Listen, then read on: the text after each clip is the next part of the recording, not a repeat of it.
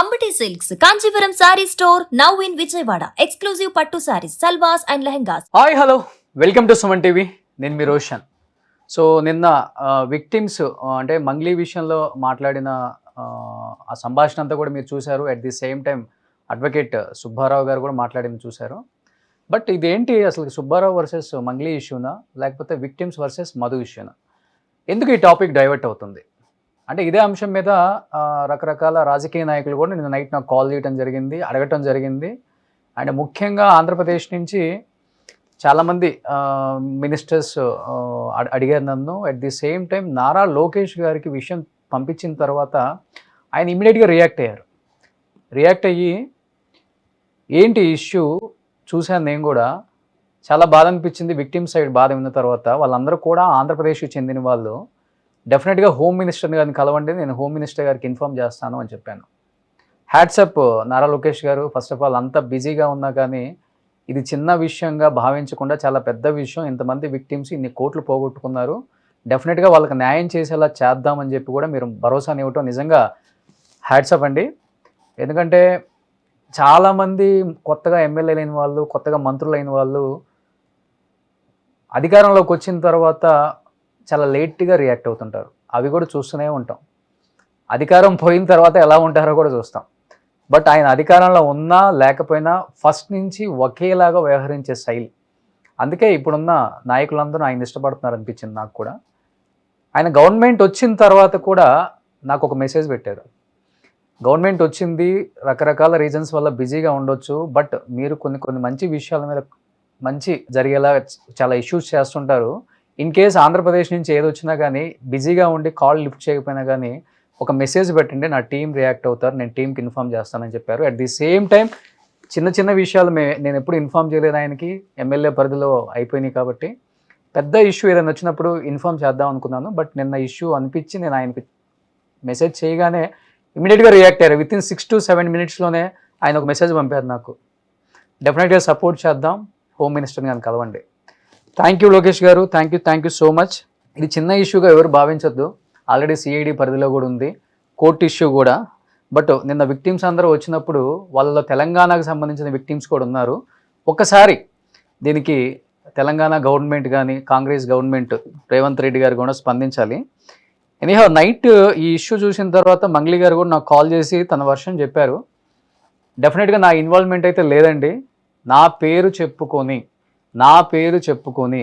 నా చుట్టూ అంటే బంజారా కమ్యూనిటీ కాబట్టి ఒకళ్ళు ఎదిగితే మిగతా వాళ్ళు చుట్టూ చేరి మేము మీతో పాటు ట్రావెల్ చేస్తాము, మంచి చేద్దాము, సొసైటీకి హెల్ప్ చేద్దాం, పూర్ పీపుల్కి ఇలా ఉంటారు. కాబట్టి నేను కూడా కొంతమందిని తెలియకుండా నమ్మేసిన వాళ్ళు, నన్ను మోసం చేసిన వాళ్ళు ఉంటారు. అలాంటి వాళ్ళు నా పేరు చెప్పి కలెక్ట్ చేసినారు.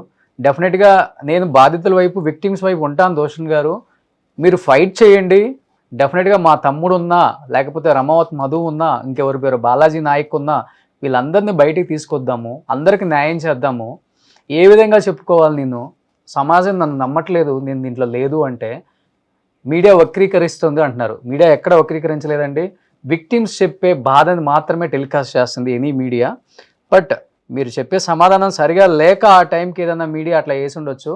బట్ నేను స్పందిస్తానని చెప్పారు. ఒకసారి మంగ్లీ గారికి ట్రై చేస్తాను, నేను తన సైడ్ వర్షన్ చెప్తాను అన్నారు. డెఫినెట్గా యా మంగ్లీ గారు, గుడ్ ఆఫ్టర్నూన్, ఎలా ఉన్నారు? గుడ్ ఆఫ్టర్నూన్ అండి, బాగున్నాను. చెప్పండి రోషన్ గారు. కాదు, నిన్న వర్షన్ అంతా మీరు చూశారు మంగ్లీ గారు. మీరు ఒక మాట అన్నారు, నాకు బాగా నచ్చింది. బాధితుల వైపు నేను నిలబడతాను, దాని వెనక ఎవరున్నా కానీ తీసుకొచ్చి వాళ్ళకి న్యాయం చేసేలా చేస్తాను అని చెప్పారు. హ్యాట్సప్ అండి ఫస్ట్ ఆఫ్ ఆల్ దానికి. డెఫినెట్గా నేను కూడా నిన్న చేసిన ప్రతి డిబేట్లో కూడా మంగ్లీ గారి వెనక ఉన్న వాళ్ళు మంగ్లీ పేరు చెప్పి కలెక్ట్ చేసి వీళ్ళని అన్యాయం చేశారని మాత్రమే అన్నాను. కానీ ఎక్కడా మంగ్లీ గారు కలెక్ట్ చేసి దీంట్లో ఇన్వాల్వ్మెంట్ ఉందని నేను చెప్పలేదు కూడా. బట్ ఏం చెప్తారు? బాధితుల వైపు ఉంటా అన్నారు కాబట్టి ఎలా న్యాయం చేద్దాం అనుకుంటున్నారు? ఎవరిని కాంటాక్ట్ అయ్యారు? దీన్ని ఎలా సొల్యూషన్ ఎతికే ప్రయత్నం చేస్తున్నారు? అదొక్కటి చెప్పండి చాలు నాకు. సి రోషన్ గారు, ఆనాటి కురుక్షేత్రం నుంచి ఈనాటి వరకు ఓకే, ధర్మం అనేది గెలుస్తుంది, న్యాయం అనేది గెలుస్తుంది. అది గుర్తుపెట్టుకోండి మీరు. ఓకే. నేను ఎలాంటి ఇన్వాల్వ్మెంట్ లేని నన్ను ఆ సుబ్బారావు అడ్వకేట్ ఎవరు, ఆ మధు వాడెవడు, ఆ ఆ హేమకాంత్ రెడ్డి ఎవరు, వాళ్ళంతా ఎవరు అసలు? నన్ను ఎందుకు ఇలా లాగిర్రు అనేది కూడా నాకు అర్థం కావట్లేదు. ఆ బాధితుల్ని చూస్తుంటే చాలా చాలా చాలా బాధ అనిపిస్తుంది. నాకు ఏడుపు వస్తుంది. వాళ్ళకి ఏం తెలుసు పాపం? వాళ్ళకేం తెలుసు? నా పేరు చెప్పాల్సిన అవసరం ఏముంది? పైసలు తీసుకోవాల్సిన అవసరం ఏముంది? పాపం ఆ అమాయకులు. ఇప్పుడు వాళ్ళలాగా నేను కూడా ఒక విక్టిమ్ లాగా, వాళ్ళు ఎలా అయితే డబ్బుల్ని పోగొట్టుకొని విక్టిమ్ లాగా మారిపోయారో, నేను ఇప్పుడు నా పేరుని పోగొట్టుకొని నేను విక్టిమ్ లాగా మారిపోయినా రోషన్ గారు. మస్తు బాధ అనిపిస్తుంది తెలుసా నాకు అసలు. అసలు ఎందుకు ఇదంతా చేయాల్సి వచ్చింది? అనవసరంగా నా ఫ్యామిలీని బజారుకి ఇడ్చి, నన్ను బజారుకి ఇడ్చి, నా చెల్లెళ్ళని కూడా అన్యం పుణ్యం ఎరుగని నా చెల్లెల్ని కూడా తీసుకొస్తారు. ఇంకా మా తమ్ముడు ఆ హేమకాంత్ రెడ్డియే చెప్పిండు ఏమని, మేము సర్ప్రైజ్ ఇద్దాము అని చెప్పి మా ఊరికి పోయిర్రంట వాళ్ళు. ఫ్రెండ్షిప్ చేసుకున్న పాప నా పుణ్యాన సర్ప్రైజ్ చేద్దామని తెలియకుండా మా తమ్ముడు దగ్గర తీసుకుపోయి మా తమ్ముడితో ఫోటోలు తీసుకొని ప్లాన్ ప్రకారం ఇదంతా ఫోటోలు పెట్టి ఏం అవసరం ఉందండి? మా తమ్ముడు గుడి కట్టించిండు. మా తమ్ముడు ఇది ఎంతసేపు దేవుడు దేవతలు ఇది తప్ప వ్యవసాయము నేచర్ లైఫ్ ఇలాంటి లైఫ్ తప్ప వాడికి అసలు డబ్బులు ఎందుకండి ఇవన్నీ? మాకు మీకు తెలుసు కదా రోషన్ గారు, నేను ఎలాంటి దాన్ని అసలు మీకు నేను ఎప్పటి నుంచో తెలుసు. నేను నా వ్యక్తిత్వం ఏంటి మీ అంతరాత్మక చెప్తుంది ఏంటి అనేది. నాకు డబ్బులు అవసరం ఏముందండి? ఆ పాపిష్టి ఆ పాపం వాళ్ళ డబ్బులు తీసుకొని నేను బతకాల్సిన అవసరం ఏముందంటే 15 ఏళ్ళ 14 ఏళ్ళ జర్నీ నాది. నేను ఎంత బిజీ ఉంటాను మీకు తెలియదా? నేను ఎంత రెండు చేతుల దేవుడు నాకు మంచిగా డబ్బులు ఇస్తున్నాడు, కడుపు నిండా అన్నం పెడుతున్నాడు, నా ఫ్యామిలీని మంచిగా చూసుకుంటున్నాను నేను. ఇంత అన్యాయమా? పేరు ఉన్నంత మాత్రాన నేను ఎవరో మా కాంగ్రెస్ లీడర్ ప్రోగ్రామ్ కి పోతే వాళ్ళ మా ఇంటికి రాక అన్నం చేసి తినిపోక భోజనం చేసిపోక అని చెప్పి వాడు మా బంజారా అని చెప్పి మా బంజారా పిల్లగాడు అని చెప్పి చేరదీస్తే అన్నం తిన్న దానికి వాళ్ళు ఫోటోలు తీసుకొని ఆ ఫోటోలు పెట్టి ఈ ఫోటోలు పెట్టి ఏం ఆధారాలు లేవు, నిరాధార. అసలు ఈ మైక్రో ఫైనాన్స్ అనేది తెలియదు తెలుసా నాకు అసలు. నేను షాక్ తిన్నా. ఈ కేసు త్రూ తెలిసింది నాకు మైక్రో ఫైనాన్స్ అన్న ఒక వర్డ్ కూడా తెలియదు. మీరు నమ్ముతారో నమ్మరో, అమ్మ తోడు చెప్తున్నా. నేను అసలు మనిషిని కాదు, చాలా బాధ అనిపిస్తుంది రోషన్ గారు. అసలు చాలా అంటే చాలా బాధ అనిపిస్తుంది. ఎంత క్షోభకు గురి చేస్తున్నారంటే, ఎందుకు ఇదంతా డ్రామాలు ఆడుతున్నారు, ఎందుకు ఈ బాధితుల పైసలు తీసుకున్నారు? వాళ్ళ పాపం తగులుతుంది వీళ్ళకి. డెఫినెట్ గా తగులుతుందండి. అది ఎవరు తిన్నా తగులుతుంది, ఏ నాయకులు తిన్నా తగులుతుంది, ఏ డిపార్ట్మెంట్ తిన్నా గానీ ఇలాంటి పాపం సొమ్ము ఆ పాపం తగులుతుంది కూడా. డెఫినెట్ గా తగులుతుంది, నో డౌట్ దాంట్లో. ఎంత అన్యాయం అండి! వాళ్ళు ఏం పాపం చేశారు? నిన్న ఒక్కొక్క విక్టిమ్ అండి వీడియో నేనే వీడియో తీసుకున్నాను. బాధ అనిపించింది, లోపల బాధ, మాటలు రావట్లేదు కానీ గట్టిగా మాట్లాడాల్సి వస్తుంది. నేను చూస్తున్నా, నన్ను తిడుతున్నా కూడా నాకు అసలు బాధ అనిపిస్తుంది వాళ్ళని చూస్తుంటే. ఎందుకంటే నేను ఆ పేదరిక మిడిల్ క్లాస్ కూడా కాదండి. నేను వచ్చింది పేదరికం నుంచి వచ్చిన, నేను ఒక రైతు కుటుంబం నుంచి వచ్చిన. నేను ఎంత కష్టం ఉంటుందో అది నాకు తెలుసు. పాపం వాళ్ళు నమ్మి అమాయక ప్రజల్ని ఇట్లా మోసం చేస్తే వీళ్ళు ఏం మనుషులు, ఏం ఇదంతా ఏం నడుస్తుంది అసలు? అనవసరం నా పేరుని బజార్ని తెచ్చి పడేసిండు ఈ సుబ్బారావు అనే వ్యక్తి. ఎందుకు ఇదంతా చేసిండు? మీ ఇద్దరికి ఎక్కడ స్టార్ట్ అయిందో కూడా అర్థం అవ్వట్లేదు. ఇది సుబ్బారావు వర్సెస్ మంగ్లీ లాగా అయింది కానీ బాధితులు వర్సెస్ మధు అవ్వాల్సిన ఇష్యూని డైవర్ట్ చేశారు. మరి అదేంటో మొత్తం డైవర్ట్ చేశారు. అసలు ఈ హేమకాంత్ రెడ్డి ఎవరు? మాకు ₹1,00,00,000 ఇచ్చాము, 50 లక్షలు ఇచ్చామని చెప్తున్నాడు. ఎక్కడ ఇచ్చాడు? రుజువు చూపిమని చెప్పండి. ఎందుకండి మాకు అసలు? ఆ హేమకాంత్ రెడ్డి ఎవరండి అసలు? ఆ మధు ఎవరు? ఏంది ఫ్రాడ్స్? ఇంత ఘోరమా? బంజారా అని చేరదీస్తే ఇట్లా చేస్తాడా వాడు? మధు నాయక్, రమావత్ మధు నాయక్. మీకు తెలియదా? అసలు పెద్దగా పరిచయం లేదా? క్లోజ్ ఫ్రెండా? లేకపోతే పరిచయం లేదండి. బంజారా వాళ్ళు ప్రోగ్రామ్స్ కానీ వస్తుంటారు. దేనికి క్లోజ్ అండి? ప్రోగ్రామ్స్ చేస్తుంటారు, అట్లా పరిచయం అయ్యిండు వాడు. మా బంజారా వాళ్ళు చాలా మంది పరిచయం ఉన్నారు నాకు, మా కమ్యూనిటీ వాళ్ళు. ఓకే సో అట్లా వాడు పరిచయం చేసుకొని, ఇప్పుడు మీరే చెప్పారు చూసారు హేమకాంత్ రెడ్డి ఏమన్నాడు ఒక ఇంటర్వ్యూలో, ఏమన్నాడు? నాకు ఎవరో ఫార్వర్డ్ చేసే చూసాను నేను. ఏమన్నాడు? మేము సర్ప్రైజ్ ఇవ్వాలని చెప్పి మా ఊరికి పోయిర్రట, మా శివగాడికి, మా తమ్ముడి దగ్గరికి. వాడికి ఏం తెలుసు? పోనీ వాడేమైనా పిలిచాడా? సర్ప్రైజ్ ఇచ్చి పిలుచుకొని వాడితో ఫోటోలు దిగి, ఇదిగో ఫోటో, ఇగో మంగ్లీ తమ్ముడు, ఇగో మంగ్లీ చెల్లెలు, ఇగో మంగ్లీ అంటే అయిపోతుందా? ఏంటండి ఇది? ఆటలు అనుకుంటున్నారా వీళ్ళు? ఎంత కష్టపడి సంపాదించుకున్నటువంటి పేరు నాది.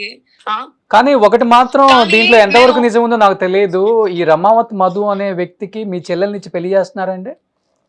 ఇలా మాట్లాడకండి ప్లీజ్, రక్తం మరుగుతుంది నాకు. దయచేసి చెప్తున్నా, అస్సలు వద్దండి. వాళ్ళు లేని పోనీ నేను అదే చెప్తున్నా, నిన్న లేనిపోని విక్టిమ్స్ ఇవన్నీ మాట్లాడారు కూడా దాంట్లో, చెప్తున్నారు. అందుకని అడుగుతున్నాను నేను. ఎంత అన్యాయం అండి అసలు ఇది, చాలా ఘోరం అండి, చాలా అన్యాయం అండి. ఇక్కడ డబ్బుల గురించి రాకుండా ఇక్కడ ఎందుకు నా ఫ్యామిలీ గురించి వస్తుంది అనేది అర్థం కావట్లేదండి నాకు. ఇక్కడ డబ్బుల గురించి రాకుండా ఎందుకు డైవర్ట్ చేస్తున్నారు, ఎవరు డైవర్ట్ చేస్తున్నారు, ఎవరు వీళ్ళంతా అసలు చెప్పండి. ఇప్పుడు కేవలం శివ అనేది హైలైట్ అవుతుంది. శివ మధు కలిశారు మమ్మల్ని, వాళ్ళిద్దరు కలిసిన తర్వాతే డబ్బులు కలెక్ట్ చేసుకున్నారు వాళ్ళు అనే వీళ్ళు చెప్తున్నారు విక్టిమ్స్. కాదు మంగ్లీ గారు, ఒకటి వినండి. నిన్న మీరు క్లియర్ గా నా వీడియో చూసినట్లయితే దాంట్లో మాట్లాడింది ఏంటి అంటే, మంగ్లీ గారు తమ్ముడు రమావత్ మధు మా దగ్గర డబ్బులు కలెక్ట్ చేసుకున్నారు. మేడం డైరెక్ట్ గా రిబ్బన్ కటింగ్ ఓపెనింగ్ కి వస్తారు సిమెంట్ ఫ్యాక్టరీకి, మేడం అప్పుడే ఎంటర్ అవుతారు, మేడం అప్పటి వరకు మిమ్మల్ని కలవరు, అందుకని వీళ్ళు కలెక్ట్ చేసుకుంటుంటే మేము డబ్బులు ఇచ్చామని అన్ని ఫోన్ పేలు గూగుల్ పేలు కాదండి మొత్తం కూడా లిస్ట్ ఉందండి. వాళ్ళు ఎవ్వరు కూడా క్యాష్ ఇవ్వలేదు, అందరూ ఆన్లైన్ ట్రాన్స్ఫర్స్. వాళ్ళ దగ్గర మొత్తం రమావత్ మధు అకౌంట్ కి మొత్తం పంపించిన ట్రాన్స్ఫర్ స్టేట్మెంట్లు కూడా మొత్తం ఒక్కొక్కరి దగ్గర ఇంత కట్టు ఉంది అనమాట. అది బాధ అనిపించింది. వాళ్ళకి న్యాయం జరగాలి, నిజంగా చెప్తున్నా, వాళ్ళకి న్యాయం జరగాలి. వాళ్ళని చూస్తుంటే జాలేస్తుంది, బాధ అనిపిస్తుంది నాకు. నన్ను తిట్టినా కూడా నిజంగా చెప్తున్నా, ఎవరిది ఇట్లా మిమ్మల్ని దాంట్లో వాళ్ళందరూ తిడుతుంటే, నన్ను కింద కామెంట్లలో తిడుతుంటే ఎవరికి ప్రజలకు ఏం తెలుస్తదండి? విక్టిమ్స్ ఎవ్వరు కూడా మంగ్లీని తిట్టలేదు, విక్టిమ్స్ ఆరోపణ చేశారు. నేను పెద్ద విక్టిమ్, ఈ విక్టిమ్ ఇందులో తెలుసా? ఇప్పుడు నేను నా ఫ్యామిలీ చాలా పెద్ద విక్టిమ్ అయిపోయినాం. ఇప్పుడు ఈ హేమకాంత్ రెడ్డి, ఈ మధు నాయక్, రమావత్, ఈ సుబ్బారావు వీళ్ళు ఆడిన నాటకంలో ఇంకెవరెవరు ఉన్నారో తెలీదు. ఇప్పుడుకైతే ముగ్గురు తెలుస్తుంది. అసలు ఏంటండి ఇంత ఈజీగా అయిపోతారా? ఇప్పుడు నెగిటివిటీ అనేది నాకు జనాల్లో, అంత మందిలో జనాల్లో పోయింది. నా మీద లేనిపోని బురద జల్లేసిర్రు. ఇప్పుడు నేను ఏం చేయాలి చెప్పండి? ఇప్పుడు ఈ నెగిటివిటీ అంత పోతారా? ఇప్పుడు మీరు నిన్న చేసిన వీడియో తీస్తారా? వేరే వాళ్ళు తీస్తారా? ఎంత గలీజ్ ఉంటదండి, ఎలా చూస్తారండి జనాలు? ఒక్క పాపం నేను చేయలేదండి ఇప్పుడు వరకు. ఇంకా వేరే వాళ్ళకి నేను పేద ప్రజలకి ఇచ్చినానండి, ఇచ్చుకున్నా నేను చెప్పుకోను, అసలు నాకు ఇష్టం ఉండదు తెలుసా. నేను స్ట్రైట్ ఫార్వర్డ్ ఉంటా, ఏమున్నా కూడా స్ట్రైట్ ఫార్వర్డ్ ఉంటా, గానీ ఇలాగా నాకు నటించడాలు, ఇలా ఫ్రాడ్ చేయడాలు ఇలాంటివి నాకు రాదండి అసలు. కాదు మంగ్లీ గారు, మీరు ఈ రమావత్ మధు మీద కేసు పెట్టారండి? పెట్టండి.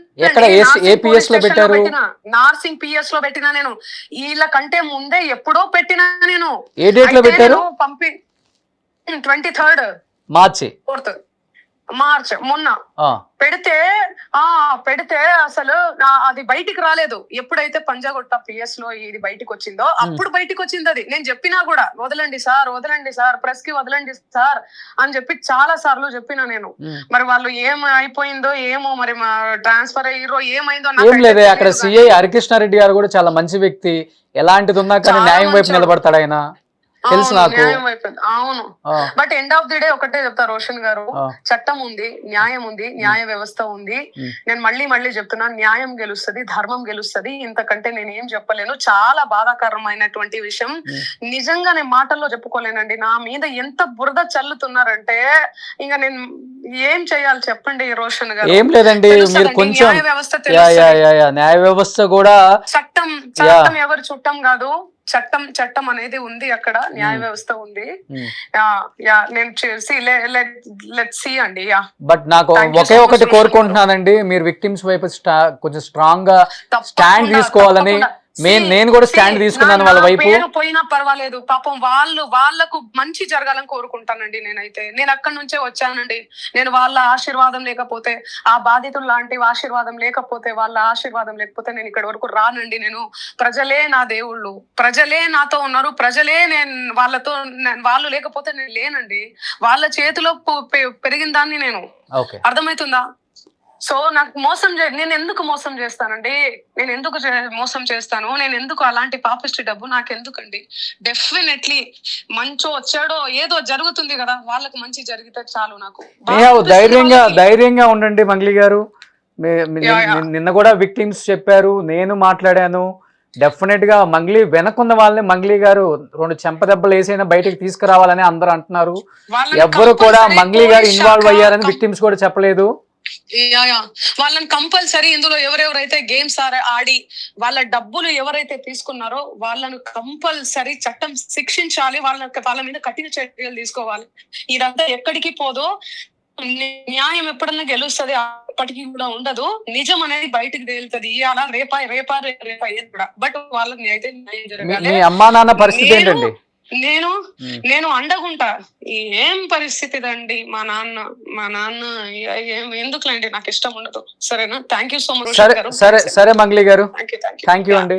సో ఇది మంగ్లీ గారు చెప్తున్న వర్షన్. అంటే నిన్న కూడా మనం విక్టిమ్స్తో మాట్లాడేటప్పుడైనా, లేకపోతే లాయర్ గారితో మాట్లాడేటప్పుడైనా, అండ్ లేకపోతే దానికి సంబంధించిన ఈ కేసుకు సంబంధించిన కొంతమంది వ్యక్తులతో సంబంధించినప్పుడైనా వాళ్ళు ఒకటే చెప్పారనమాట. మంగ్లీ గారు ఉన్నారు, మంగ్లీ గారి పేరు చెప్పి వసూలు చేశారు, మంగ్లీ గారు లాస్ట్లో వస్తారని చెప్పారు. నేను కూడా డెఫినెట్గా ఫైర్ అవుతాను, ఇప్పటికీ స్టాండ్ తీసుకుంటాను, విక్టిమ్స్ వైపు నిలబడతాను. సుమన్ టీవీ అయినా నేనైనా విక్టిమ్స్ వైపు కూడా నిలబడతాను. నేను దీనికి సంబంధించి ఆల్రెడీ ఆంధ్రప్రదేశ్లో నారా లోకేష్ గారితో మాట్లాడటం జరిగింది. ఆయనైతే మేము స్టాండ్ తీసుకుంటాం, విక్టిమ్స్ వైపు మేము గట్టిగా మాట్లాడతాము, వాళ్ళకి న్యాయం జరిగేలా సపోర్ట్ చేస్తామని కూడా ఆయన చెప్పారు. హోమ్ మినిస్టర్ గారికి కూడా చెప్పాను. సో డెఫినెట్గా సపోర్ట్ చేద్దామనే చెప్పారు. బట్ అనంతపురం, గుత్తి, కర్నూలు, డోన్ దీనికి సంబంధించిన వాళ్ళే. బట్ మంగ్లీ గారు కూడా ఆంధ్రాకి సంబంధించిన వ్యక్తే. బట్ ఇది ఆంధ్రాలో జరగాల్సిన ఒక చర్చ, ఒక రచ్చ తెలంగాణ, హైదరాబాద్లో జరుగుతుంది. బట్ ఇక్కడ ఆల్రెడీ కోర్టులో ఉంది. డెఫినెట్గా విక్టిమ్స్ ఇప్పుడు బయటకు వచ్చారు కాబట్టి ఇది పెద్ద ఇష్యూగా కనపడుతుంది. మీరు చూసినట్లయితే ఒక 8 months 9 months బ్యాక్ కూడా బాలాజీ నాయక్ అనే వ్యక్తి దీనికి కర్త, కర్మ, క్రియ. దాంతోపాటు ఆ చైన్ లింక్తో ఉన్నవాళ్లే ఈ రమావత్ మధు కావచ్చు, లేకపోతే చౌహాన్ కావచ్చు, ఎవరెవరు మిగతా వాళ్ళు కూడా. బట్ ఎన్ని కోట్లు అనేది కూడా మనం తేల్చలేం, అది కోర్టు తెలుస్తుంది డెఫినెట్గా.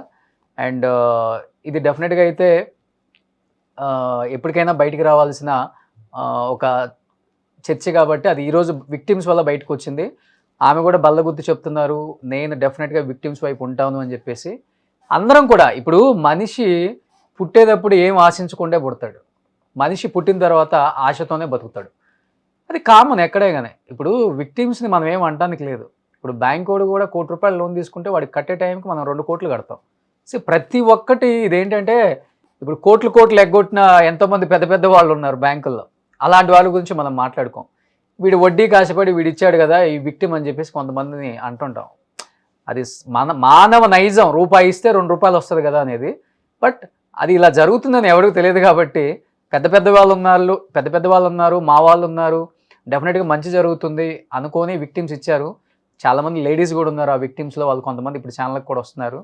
ఎనీహౌ మంగ్లీ గారు అయితే తన సైడ్ ఎక్స్ప్లెనేషన్ అంతా ఇచ్చారు క్లియర్గా. చూద్దాం ఏం జరగబోతుందో ఈ కేసులో. ముందు విక్టిమ్స్కి ఎలాంటి న్యాయం జరగబోతుందో కూడా చూద్దాం. Thank you so much. Suman టీవీలో మీ పర్సనల్ అండ్ బిజినెస్ ప్రమోషన్స్ కోసం కింది నెంబర్కి కాంటాక్ట్ చేయండి.